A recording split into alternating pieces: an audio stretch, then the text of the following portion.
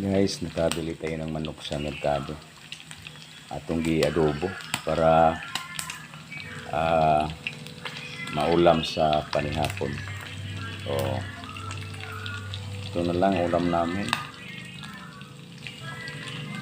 Konti lang. So, sarap to guys kasi hindi ko na hinaluan ng toyo para hindi mag-itom siya. Suka lang at saka ahos at iba pang mga panakot ang ano ko